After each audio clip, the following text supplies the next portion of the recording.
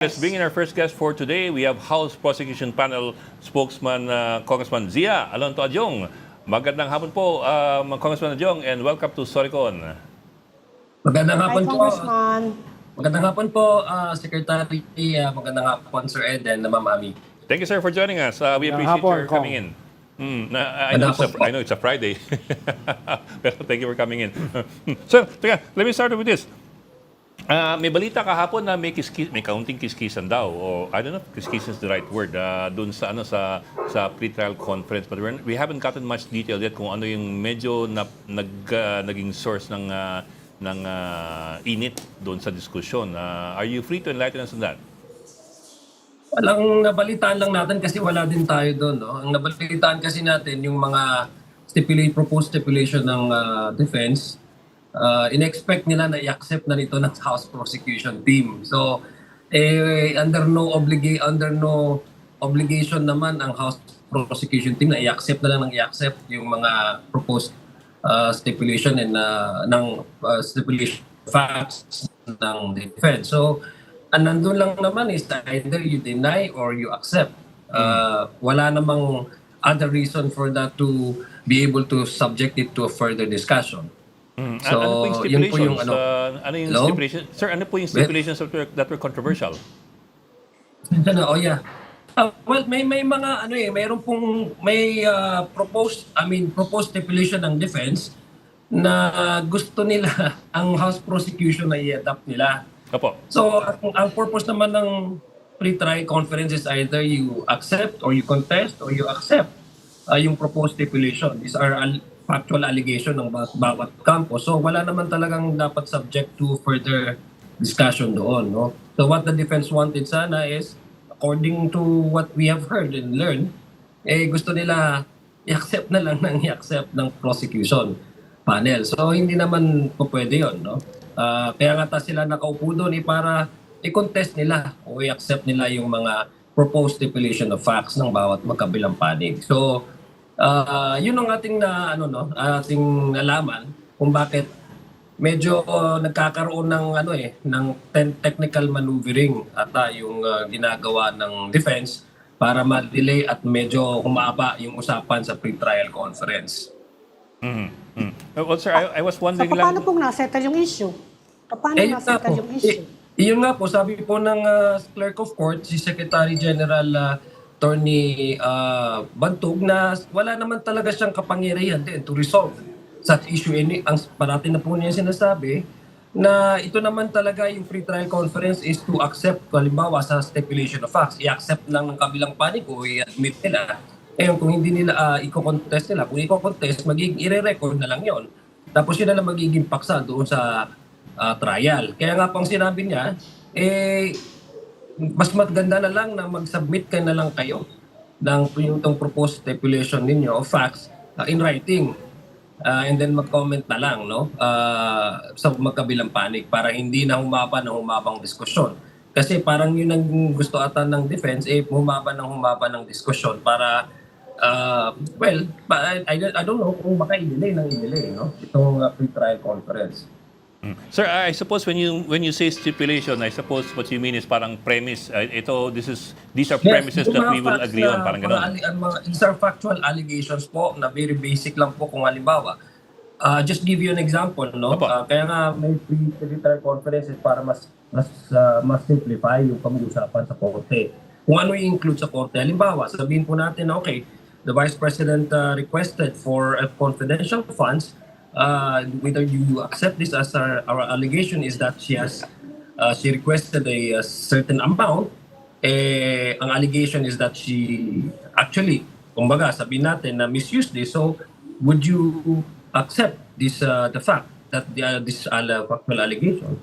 So, ang pwede mong i-admit doon is that yes, she served as a Department of Secretary for some time, but ang i-deny mo doon is yung request, for example, yung pag-ilustay ng confidential fund. So, doon yun mapupunta doon sa mga issues na pwedeng pag-uusapan sa korte na po pwedeng mag-presenta ang prosecution panel ng kanilang ebidensya na ito talagang confidential funds ay hindi nagamit sa tamang paraan. So, para mas simplify yung pag-uusapan sa korte, so ang sa depensa, meron silang mga proposed stipulation of facts na, of course, ang House prosecution team, hindi gusto nilang i-contest. Ang gusto ng defense, i-admit na lang nila or i-accept na lang nila. So, doon nagkaroon ng medyo mahabang diskusyon. No? So, wala namang obligation ang House prosecution team na i-accept. Kung ganun lang nang-accept sila, bakit may pre-trial conference pa? Bakit may allegation pa? Kung ganun, di ba? So, yun ang pagkakaalam natin kung paano nagkaroon ng exchanges. To a point na nag-suspend sila at pumasok sila sa isang room para mag-agree na lang na okay, medyo humahaba yung diskusyon, mas maganda na lang na mag-submit kayo ng kanyang proposed stipulation of facts in writing, no? Kasi ang gusto ata ng defense pag-discussan pa ng mas mahaba. Well, in fact, hindi naman talaga to subject for discussion kasi it's either you accept or you contest the proposed stipulation of facts, factual allegations of ng mga charges, no? As contained in the impeachment articles of impeachment. Kong, how do you finalize decisions? Nagbobotohan ba kayo? Nag-a-achieve ba kayo ng consensus? No, ano yung rules nyo for deciding na ito yung masusunod? Well, sa House prosecution team po, nakalatag po kasi yan ng yung articles of impeachment. Klaro po yan kung ano yung mga allegations, very specific po . Halimbawa sa confidential funds, yung bribery, yung unexplained wealth, kung ibabangga po sa salin niya, pati na rin po yung threat, no, sa ating presidente. So very specific naman po yung allegation, very specific din po yung mga accusations na may papresenta ng House prosecution team. Kasi magmamatter po talaga doon yung pag-reconcile nung Sabalia et al. Na complaint, pati na rin po yung Cabrera et al. Complaint. Yun po yung ni-reconcile during the confirmation hearings at yun po yung naging paksa nung articles of impeachment na ito. So basically, if each articles, meron pong corresponding evidence yan. At the same time, yung ipapresenta po din ng mga witnesses, no? Both material evidence and testimonial evidence. So, party po yan sa pag-usapan sa pre-trial conference. Yun nga lang, ang natapos lang nila is yung dalawang article. Article 1 and Article 3. Yung Article 1 po, kung hindi ako nagkakamali, is yung threat, no? Article 3 is yung bribery. Yung set 2, yung Article 2 and Article 4 ay sa Monday na yung pag-marking nung itong evidence as exhibit. Ang ibig ko sabihin kong ay kung halimbawa hindi kayo magkasundo sa pre-trial meeting, how do you settle that? How do you move forward? Ang pre-trial conference po, yung clerk of court, i-record na lang nga po niya ito. Kung di naman po magkasundo kasi lahat naman po kino-contest yung stipulation of facts, may include na po ito doon sa possible na pag-usapan. Ang korte naman po yung magde-decide at saka ma-specify niya, ma-simplify niya kung ano yung mga pinropose na factual stipulation of facts. Ibig sabihin yung mga factual allegations as contained under both camps, no, as contained under the articles of impeachment in the case of the defense, kung ano yung counter-argument nila na i-offer nila. So yun po yung magiging paksa ng trial. So ang sa trial conference naman is ang purpose naman doon ng clerk of court is mag-record lang kung ano yung in-accept na proposed stipulation, ano po yung kino-contest na proposed stipulation para alam po din ng korte kung ano yung hindi na pag-usapan sa korte. Halimbawa, example lang po, a stipulation of fact i-offer namin is mag-asawa, si Attorney Manscarpio at saka Vice President. I'm sure hindi naman po pwedeng i-deny yun, wala namang magdi-deny yun. So hindi na yung pag-uusapan pa sa korte, hindi na yung pagdidibatihan na magpo-propose ka pa o magpo-present ka pa ng witness para patunayan na mag-asawa nga sila. So mga ganun po na mga very simple kasi isi-simplify mo yung pag-uusapan natin, pag-uusapan sa korte. Kumbaga may set of parameters na ito yung in-accept, ito yung in-admit, at ito yung kinontest. So itong kinontest, ito yung pag-uusapan natin sa korte at doon magsusupply na ng ebidensya and counter-evidence, both the prosecution and the defense.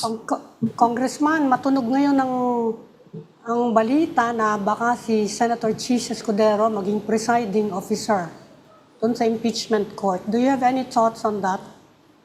At kami naman po ang ating posisyon diyan is kung ano po yung magiging desisyon ng korte, ng Senado. Halimbawa, susunod naman po ang House Prosecution Team sa magiging direktiba ng ating Senado, no? Kung sino po yan ng upo diyan, hindi naman po makakaapekto sa magiging ebidensya, presentation ng ebidensya ng House Prosecution Team. Pati na rin po yung ipopresenta ng mga witnesses. So, that's entirely up to the Senate kung paano po nila pagalawin yung impeachment court. Ang importante po sa amin, Ma'am Ami, talaga is gumugulong na nga itong sinasabi po nating impeachment trial na ito. Matagal na huli natin usapan ito. Parati ako nakikinig kay Secretary Llamas. Ito masyado yung paksa niya. Ibig sabihin, the whole country is really invested in this.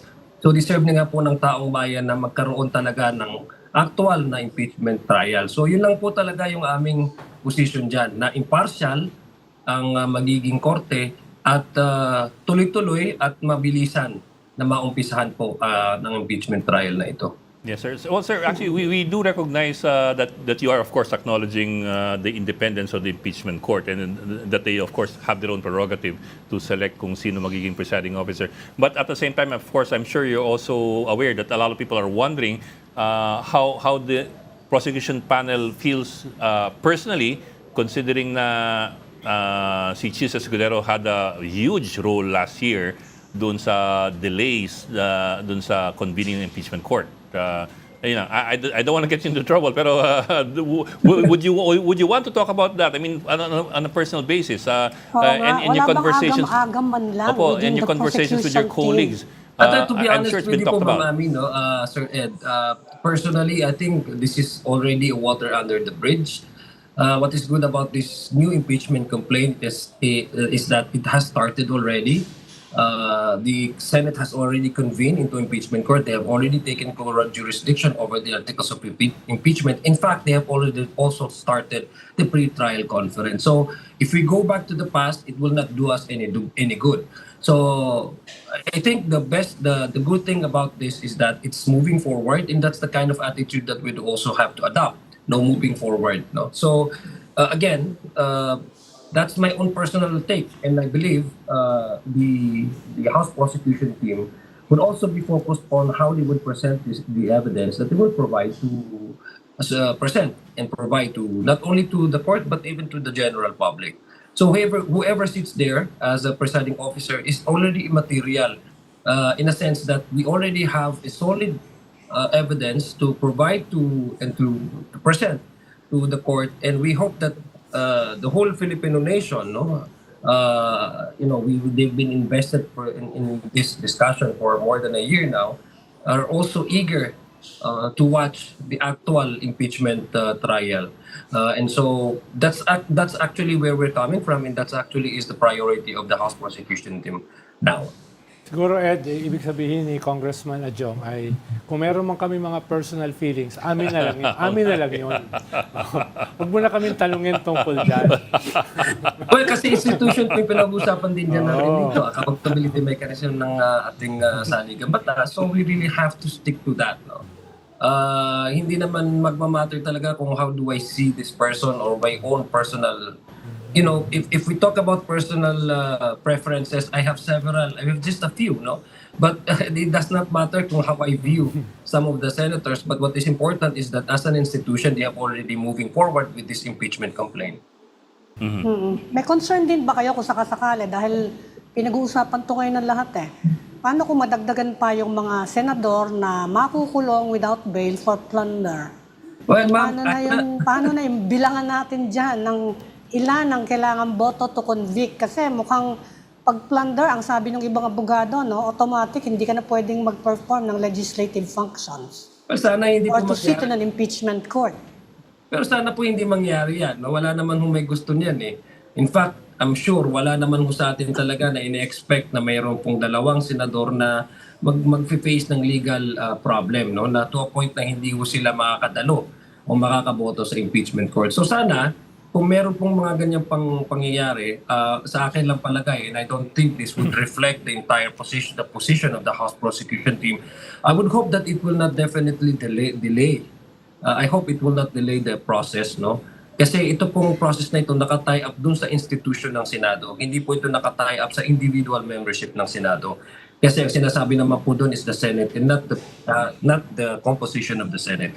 So kung meron pong ganong pangyayari na sana hindi mangyari nga, kaya nga para sa akin, lumalabas nga po yung fresh outlook on how we should apply the constitutional requirements when it comes to the two-thirds vote. Kasi sabi nila, yung mga legal luminaries, the Constitution is alive. It should be also responsive to the current situation in our country. Now, unfortunately, the Senate has reduced its numbers. Naging 22 ang posibleng maging active member. Ibig sabihin, those who can able to vote. So if the Constitution would say na all members, and with this current setup now in the Senate, we don't want also the Constitution to be neutered. Ibig sabihin, the Senate also to be neutered na hindi sila maka-response doon sa kanilang exclusive power to try and decide the impeachment articles of impeachment. So kami, kung tatanungin po ako personally, and again, I do not want to speak on behalf of the House Prosecution Team, I think it's practical also to look into this new school of thought na kinakailangan responsive ang ating Constitution, alive and buhay ang ating Constitution, at the same time functional po ang ating Senado, na kung magkakaroon po tayo ng open trial, dapat yung huwes na indispensable ng kanyang presence sa trial ay kinakailangan yun ang ma-secure, yun ang maging basis para doon sa pag-allow or pagbibigay judgment sa magiging desisyon ng Senado. So kung hindi nila kaya pumunta, ang tanong kasi saan ka ba naman nakakita ng trial na wala yung judge, di ba? So I think that's the tone that we are hearing now from our legal luminaries. Now maybe it's time also to probably have a more practical view on the implementation of the constitutional requirements of a two-thirds vote. Hindi lang kasi impeachment, Ma'am Ami. Even yung exclusive powers ng Senate. Halimbawa, yung occurrence ng treaties, paano naman magkakaroon ng Senado kung very strict ang application natin na dapat two-thirds. So ibig sabihin hindi siya functional Senate na, which I doubt if the framers of our Constitution would like to have to have a Senate that is not responsive. So I think these are the things that legal luminaries are coming out with this new and fresh outlook on how we implement the constitutional requirement ng pagboto po sa impeachment court. Pero sir, we're not lawyers kasi. Is there any way for us to be able to get the Supreme Court to rule on that and therefore give jurisprudence on that issue? Or do we have to wait for for an impasse in the Senate na hindi makagalaw dahil pinagtatalunan na, and by which time lalong madedelay lahat? Ako may humble opinion po, no. The court, kung ako lang po tatanungin nyo, the court will not be able to act on matters without a controversy that is happening, no? Mm-hmm. Oo. Walang actionable. Actionable. So kung darating po sa punto na magkakaroon ng issue dahil sa boto, hindi maka-decide, let's say ang Senado, kasi try and decide hindi maka-decide, wala ho silang magiging conclusive resolution by form of either conviction or acquittal, mukhang doon po pupunta, doon actually magkakaroon ng clarity din, no? Kung ano yung magiging interpretation or jurisprudence halimbawa ng ruling ng Supreme Court pagdating dito. But ang sa amin lang Sir Ed is that we're actually working to present this evidence, and then the numbers that we're still looking at is 16. Mm-hmm. No, kasi yun naman talaga yung nandun sa ating constitution. Parang yun ang sure ball. Parang sure ball.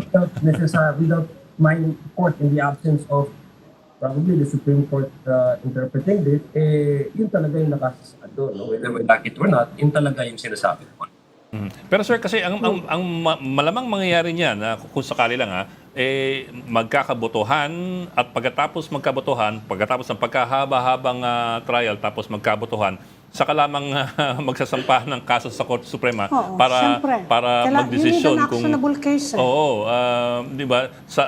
Kumbaga sa kaduluduluhan na matapos yung lahat ng suspense, meron pang Talagang Wala ganyan, kang magagawa. Oo nga, Talaga, eh. Pag hindi siya justiciable, hindi justiciable is the word. Pag hindi siya justiciable, wala kang basihan. Kailangan mo ng actionable case.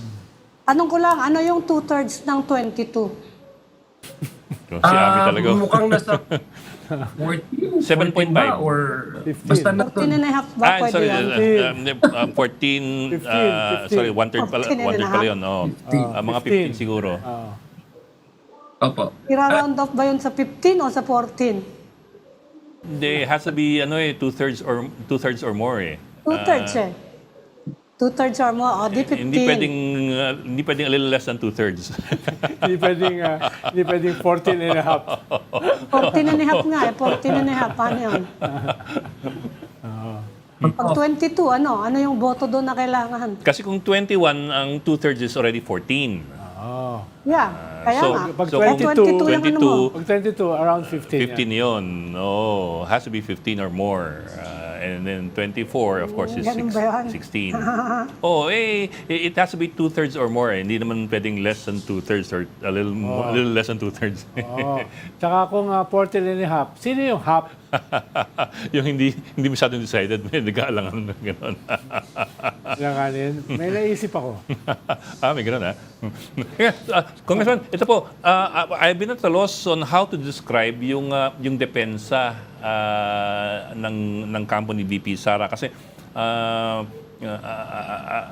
I suppose the gentlest way of putting it is it's very mysterious kasi they don't seem to be putting up an active or a proactive defense so far.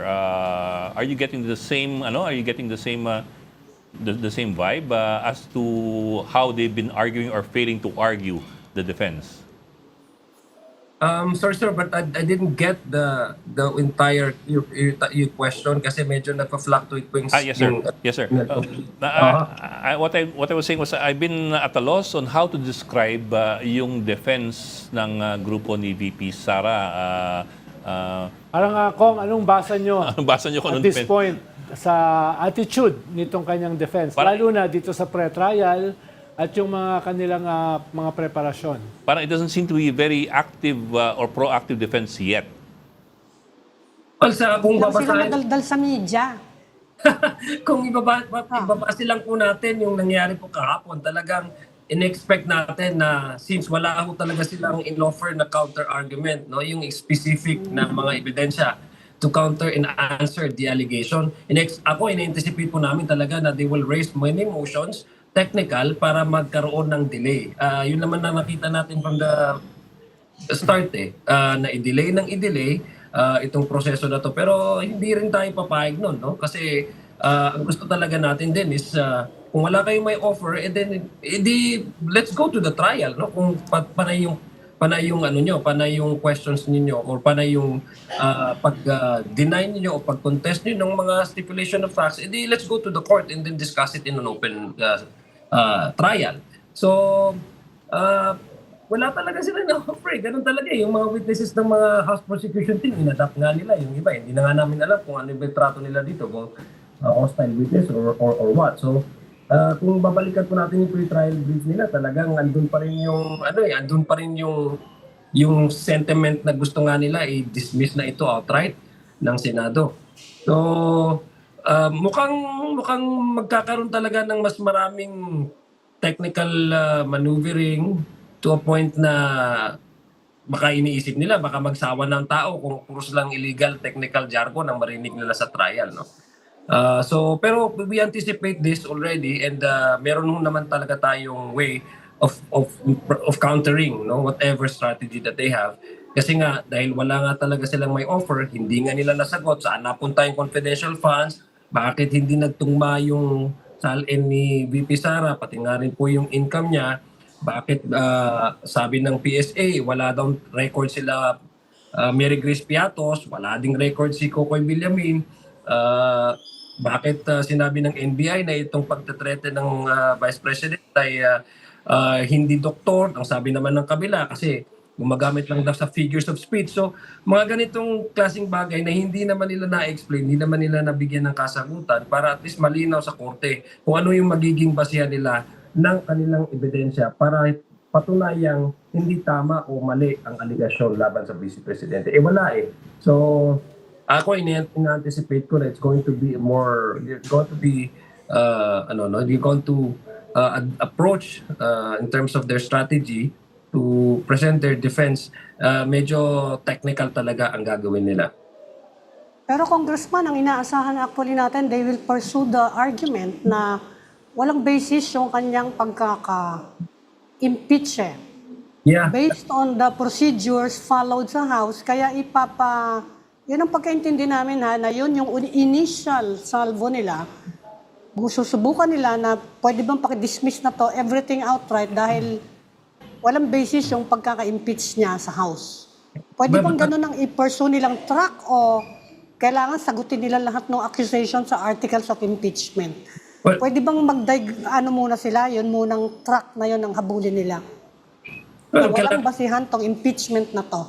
Klaro naman talaga, Ma'am Ami, no? From the very start, yun naman talaga yung gusto nilang ipaiwatig, no? Pero this is the direct opposite of what they have been saying.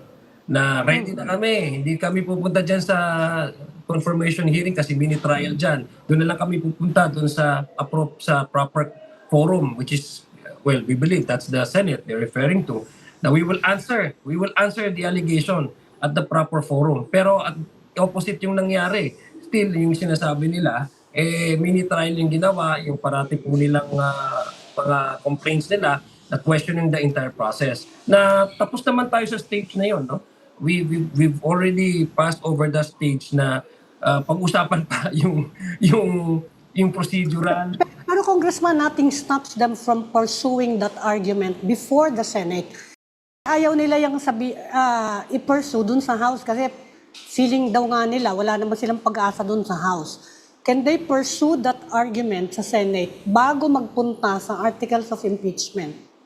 Well, they can do that, no? Kasi yun naman talaga yung very clear naman po, Ma'am Ami, na yun naman talaga yung strategy nila. But the question is, will the Senate act on the request? Kasi alam naman po natin, wala naman pong discretion ng Senate to outright dismiss the articles of impeachment. Kasi ang sinabi naman po doon sa Constitution is to try and decide and no other things. No? Yun lang naman talaga po yung sinabi doon. So, we don't see any reason for the Senate not to proceed with the impeachment trial. No? Lalong-lalo na po, Ma'am Ami, ngayon, tumataas po yung survey ng ating taong bayan na gusto nang magkaroon ng impeachment trial. Hindi lang po ang mga Senado, ang taong bayan nakikinig dito at nanonood sa mga pangyayari dito ngayon sa impeachment sa pre-trial conference. So, I don't think the Senate would be able to have that luxury of maybe, risking the reputation and integrity of the institution by simply dismissing this case. Na they know naman, and we all know, that it's no longer an option for them but to try and decide. Hindi nila pwedeng i-dismiss yan. But it only speaks about how unready they are and how really yung mga sinasabi po nila na handa kami at doon kami sasagot sa Senado, tapos babalikan naman po nila yung kanilang gustong mangyari na i-dismiss ang kaso. Kung ready naman po sila, bakit di nila ilatag ang kanilang mga counter evidence? Mas mabilis. Kapag ganun, prinisinta nila yung argument na yun, it will have to be put to a vote, no? By the impeachment trial court. The prayer really is to dismiss it. So I don't think that would even be a subject to a vote. Hindi siya pwede. our Kailangan dumiretso sa understanding. articles of impeachment. Yes, that is our understanding. If they question the entire process, question the jurisdiction, because parang ang sinasabi nila, kasi magkadugtong talaga yan, Ami, you cannot just respect one institution and then exclude the other. The initiation of the impeachment trial starts with that's an exclusive power of the House. And then to try and decide is the Senate. You cannot just discount the other one and then say, okay, we will respect the institution of the Senate, but what we want you to do is to dismiss it because the other aspect in this whole impeachment process is flimsy and constitutionally infirm. So hindi po pwedeng selectively, recognizing one institution and the other one is questioning it. So mukhang that alone is a flimsy argument, which I don't believe the Senate will be able to even to risk their reputation. Now that we are finally seeing that the impeachment trial is moving forward under this new leadership, I don't think the Senate has that can even have has the luxury of risking the integrity of the institution by simply giving in to the request of the defense. Na alam naman natin kaya nila to gusto dahil wala naman talaga silang may offer na sagot sa lahat ng mga allegations ng House Prosecution Team. Okay. Okay. Ralph, ikaw. Tanong ko. Okay na ako. Dahil malaking bahagi naman dito pagsimula na ng impeachment sa July 6. Yeah. Yes. Ang masasabi lang natin ngayon, mga hula. Huwag naman hula. Educated guesses. Yes. So, Oo. Kung panghuli na, kamusta ang paghahanda nyo as a prosecution team? All systems go na ba kayo? Sino ba yung spokesperson nyo? Dahil mahalaga dito yung optics eh. Di ba siya? Saling po sa House Prosecution Team, ako po at saka si Congresswoman si Reneco. Unico. Yeah, silang dalawa. Pero yung private prosecution, meron din ba silang spokesperson? O kayo na yun? Sa ngayon, pinag-usapan po yan, sir.